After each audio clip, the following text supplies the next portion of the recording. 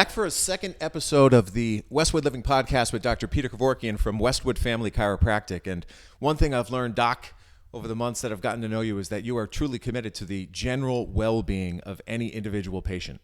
And you do many things over the course of the calendar year to enhance people's health beyond just their spine.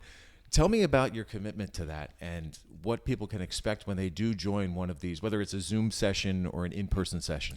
So the process that a person goes through when they become a patient, when they become a member of the practice, is as much clinical as it is educational. So when somebody begins care, part of our job is for people to understand, yes, the role that we play in allowing your body to work better, allowing your spine to become healthier and stronger, and how that affects your life. But part of the educational process is also beginning to teach you how to best care for your body. In the same way that if you go to a dentist, they'll examine your teeth, find cavities or areas that your gums may have problems, but part of their responsibility is to teach you how do you care for your teeth and your gums. So we want to do the same thing regarding, yes, your spine, but your body. Now, a piece that's intimately connected to that is not just how do I take care of my spine so my back doesn't go out on me, how do I take care of my spine so I don't have health problems. The bigger piece that I want to look at is how can I care for my spine and my body to optimize my function?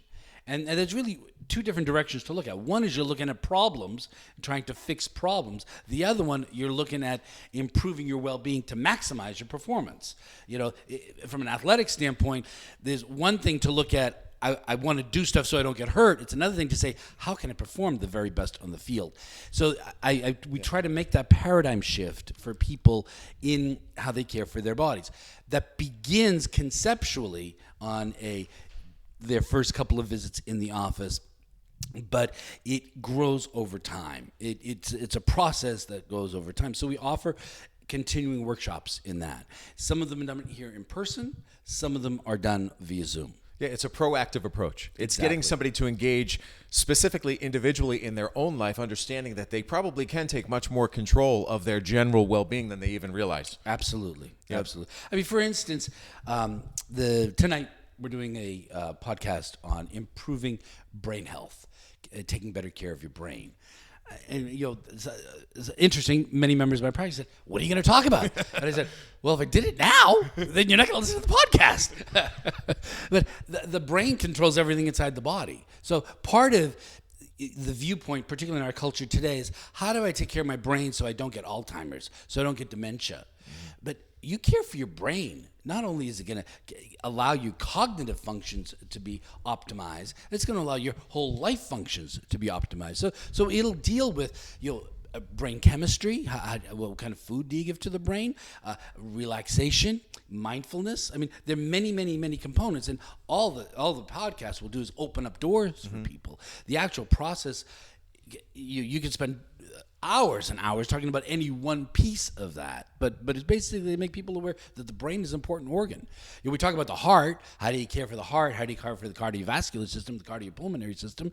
This is about your brain, which actually controls the heart as well as everything else inside the body. Amazing. So one of the things that's also jumped out to me is just your attention to detail. Yes, you have an understanding of the broad picture, but when you are, and you call them members, not patients, when you're a member of the practice, which is a very unique approach to interacting with those you care for, there is an engagement and there is that level of education, and you almost rely on that person to learn more about themselves so they can care for themselves. So as partners in healthcare, you can optimize the way that they go through their day. But for that to work, in my estimation, they need people on the other side, on the doctor's side, to be positive, to be engaged, to show a commitment to them, to know everybody by name, understand their track record when they come in. And that's what's jumped out to me about you. But that comes down to personality. So how do you maintain that personality yourself, but also find other doctors to join the practice who fit into what you have established? Well, that's a multi-level question, Tom. That's what I do. Yeah, very multi-level question. So the first side of that answer is to look at every person that you're serving, that you're caring for, as though they're family. So how I make a decision on how we're going to take care of somebody Do we take an X-ray or don't we? The kind of recommendations that I would give, the way that I would care for them is the same way I would make that decision if that person was my son or daughter, spouse, grandma, grandpa. That's the only way I know how to care for people clinically is what if that person was family? So when you got family, you know about them, right? You know about what they like, what they don't like, what their kids' names are, what they do for work. So I strive to do that. Am I perfect? Absolutely not. My wife and I actually make a great team during our years in practice. I would remember loads of clinical details and job kinds of things. She would know, their third and fourth removed what their name was and where they traveled 3 years ago. So it's a great blending together. You need that balance. So that's number one is look at people like family. Then number two is model in your practice that which you wish for them. So I can't be going to somebody who says, you need to exercise more if I'm not exercising. You need to look at the foods that you put in your body if I'm not doing that for me. So part of it is I'm on a continuous process, and I'm by no means 100%, to continually do things that are improving my well-being, not just dealing with a problem when I get it, but what do I do in my daily, weekly, monthly rituals that allow Peter to be the best person I can be, hence the best chiropractor I can be. In every level. So part of that is my physicality, my exercise, my routines every day, the foods that I eat. Part of that is how I look at the world. Your energy. Yeah. So I opt to see there's a gift in everything. In the middle of a blizzard, right? I'm going to find there's something good in everything.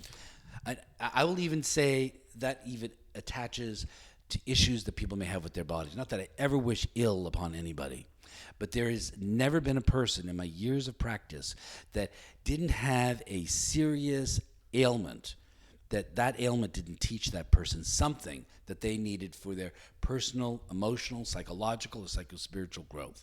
So I believe the universe is made in a way that it's perfectly designed. It's incredibly intelligent in terms of the opportunities we have in a lifetime. So that my viewpoint is I will tend to look at there's a gift somewhere in here, even though some things may not be pleasant or difficult. So you and Dr. Patty built the foundation as a team, both husband and wife, and also professional partners. But now you've brought on Dr. Catherine, and now you've brought on Dr. John. And that, in a way, has to be its own challenge, because how do you identify these people to fit within the standard that you have set over 4 decades? Tom, I'm very blessed. I am very, very blessed. That sort of like the world brings you the right things when you do the right thing, right? So we've constantly put out energy into the world in terms of what we do. Patty and I are very active within our profession, so many people know of my practice. I would say in a year's time, probably a good 30, 40 people come through here in a year to come and visit and shadow and learn something either clinically or procedurally or something relative to chiropractic. I teach nationally. I'm involved in some programs teaching. I actually teach internationally. So I get to get known. So one time, Dr. Catherine comes into the office. She sees me at a conference. She says, visiting family in Massachusetts, can I come and see your practice? I said, absolutely. She comes to the practice and sees us adjusting and shadows for a while. We go out to lunch. And one of the things that in chiropractic college that the colleges allow is during your last semester, if you've completed your clinical requirements and academic requirements, you can spend your last semester in an approved office. So we have that for virtually every college in the United States. She said, can I precept in your office? That's great. Okay, so she did. We got to know her. And toward the end of her time here, her internship, if you would, an opportunity opened up that we needed a new associate. And I said, would you like to work here? And she was going to be taking an associateship in another practice in the Midwest. And she says, well, I need to think about it. And the next day she says, I don't know what I need to think about. And so we knew her. We knew what her values were. We knew what her competencies were. We said, so she came and we were blessed. And then, a couple years later, she was engaged, gets married to a chiropractor. He comes now out to New England, finds an associateship. That didn't work out, and now he's part of our team. So I feel very, very, very, very blessed that they're part of us. Well, if one thing's become clear to those of you listening is that this truly is a partnership Westwood Family Chiropractic is invested in you. They've invested in their structure, and the structure works, and the structure is really imitated internationally. So you've done something right. And once again, thanks for your support, and nothing but the best to you. 1446 High Street, westwoodfamilychiropractic.com. Thank you, as always, for listening to the Westwood Living Podcast, and thank you, Dr. Kevorkian, for a few minutes. Thank you, Tom. It's an honor. All right, be good.